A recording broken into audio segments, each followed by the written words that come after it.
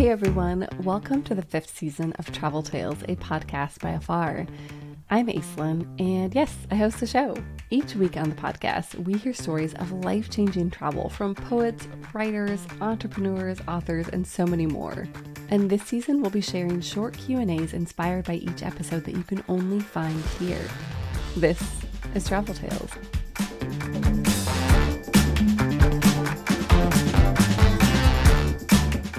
Sarika, welcome to Travel Tales. Thank you so much for having me. I'm so excited to be here. Yeah, me too. It's nice to see you. And I love your story. You wrote this very personal essay about moving to Mumbai as a young adult and kind of how that experience shaped you and shaped your life. And I was just wondering what it was like for you to actually sit down and write that with the perspective of years Yeah. behind you. Yeah. It's so funny. I feel like for most people, their early 20s are formative and memorable. Like, no matter where you are, Yeah, you're kind of totally. turning into an adult for the first time and hopefully defining for yourself what that means. And Yeah. so, in my case, like, I chose to go somewhere that was so outside of my comfort zone, having grown up in the US. And I mean, being Indian American, growing up in the US, my family's from Delhi, but then I chose to go to Mumbai and I'd never really been there before. And so it was extremely outside of my comfort zone. Didn't really know anyone when I arrived. And as I wrote the essay, I kind of reflect on that time in my life. There are two main things that I thought. Hmm. First, I feel like I'm usually very like hard on myself, but I thought about like how proud I am for myself for doing something that is so brave. And Yeah. as I talk about in the story, like at the beginning, it is pretty uncomfortable. And I stuck to it and really kind of found my Yeah. way outside of that and became eventually this like voracious explorer of the city.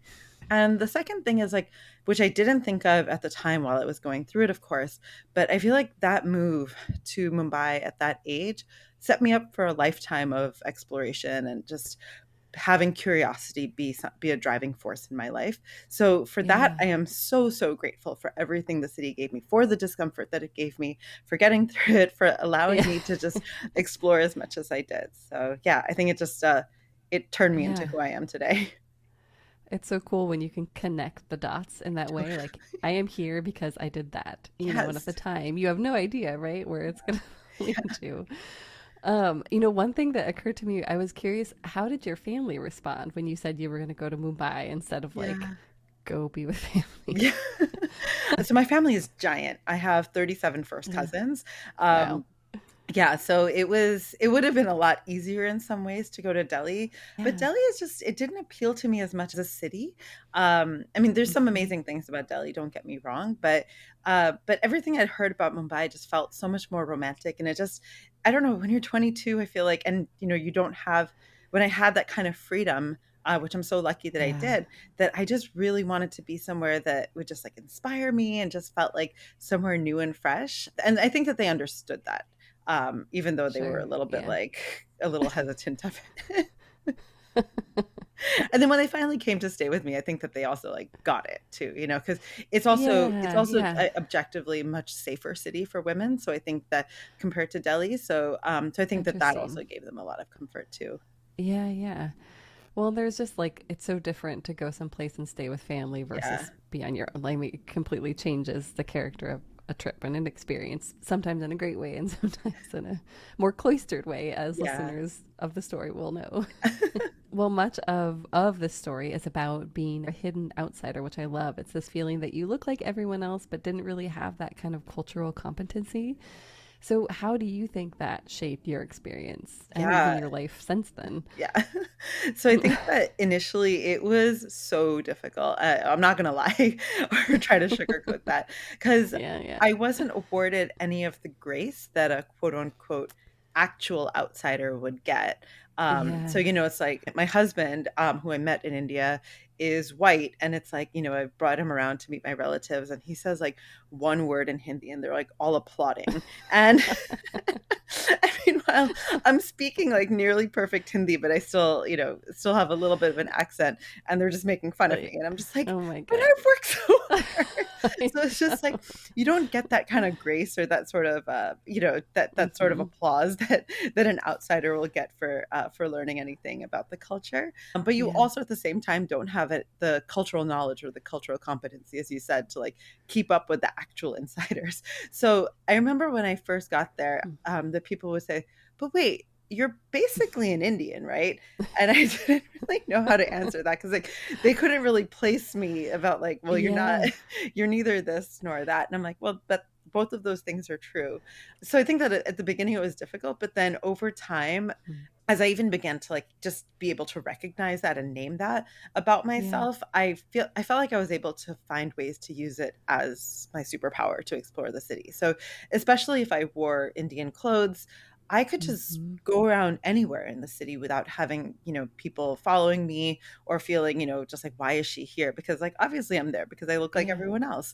And then as I talk about in the essay as well, like I feel like through that I was able to discover so many pockets of Mumbai during my Mhm. 4 years while I lived there because I was just like I didn't have feel like I had that extra pressure of just like people are like, why is she here? She doesn't belong here.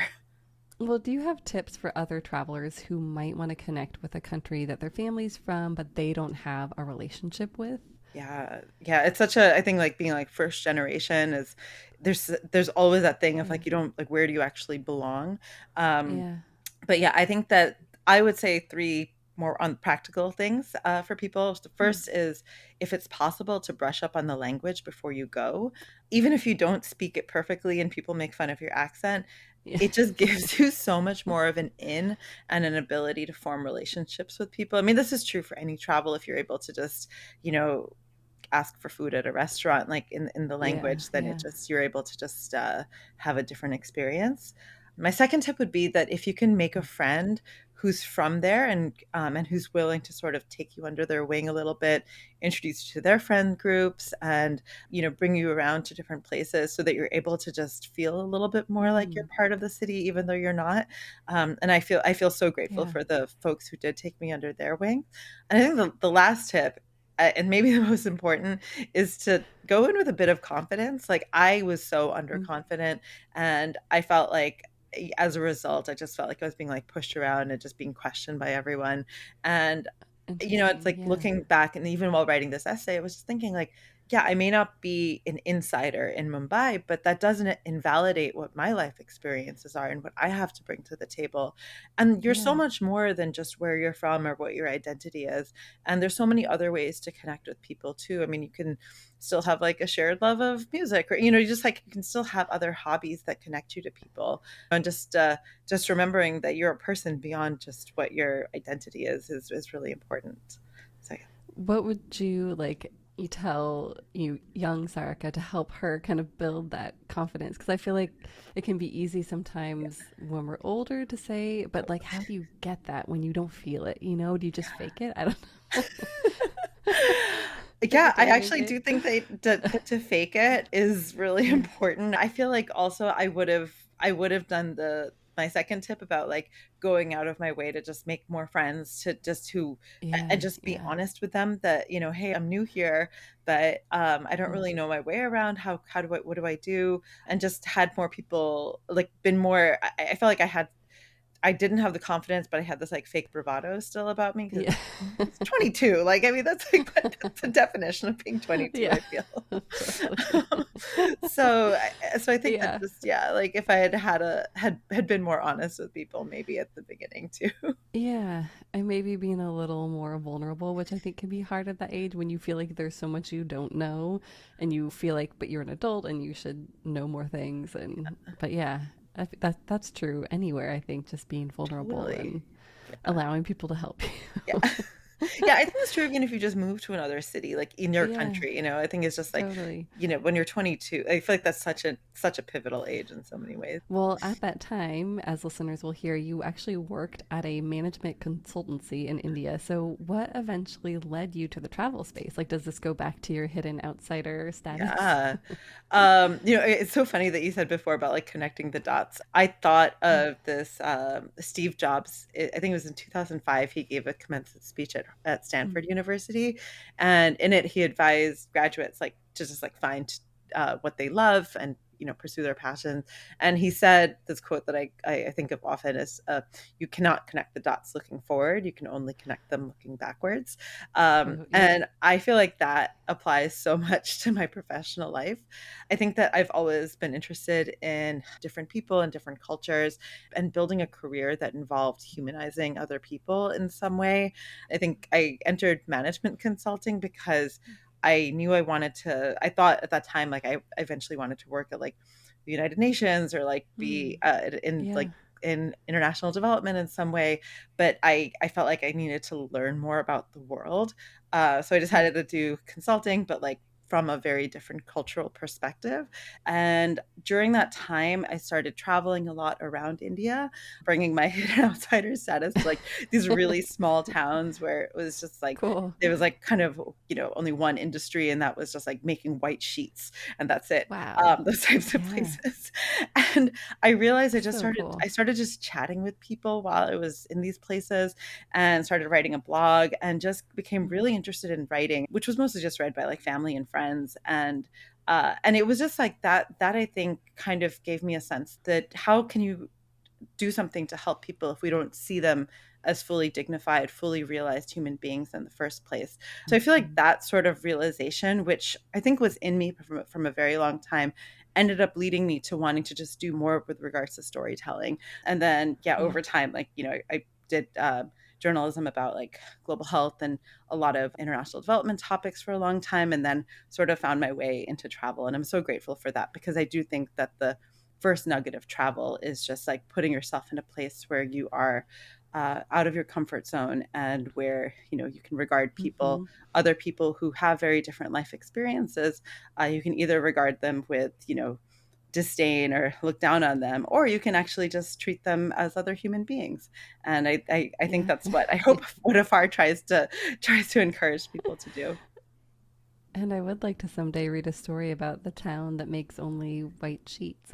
Oh, there was Maybe. one factory that made blue sheets. They like added blue Oh, dye. wow. Yeah, so they were like the big innovators in town. It was so funny.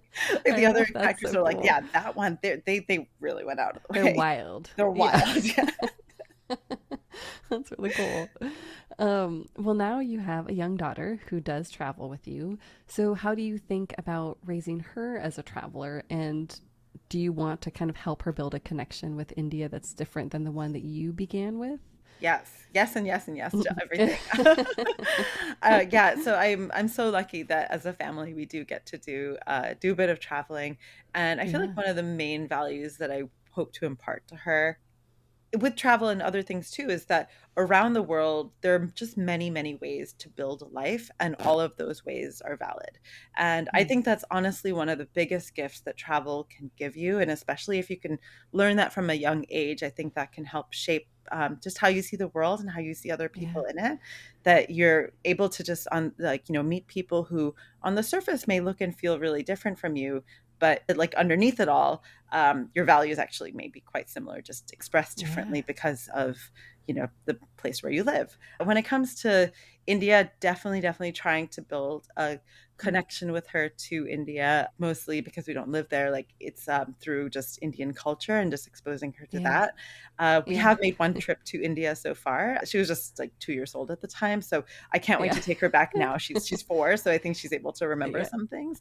And my Cool. goal is that like trips that we do to India, I want to design that they're half focused on extended family, because she does have a lot of cousins her age, but Mm. half about exploring, and exploring in the way that we do, other parts of the world as well. Yeah. Um, so I definitely in India want to take her on long distance trains, which are Oh, a neat. really cool form of travel. It's like the best thing the British left Yeah. behind when they were there for 200 years. I want to introduce her like in a safe way to Indian street foods, which are so Hmm. delicious, and also such a unique part of Indian culture.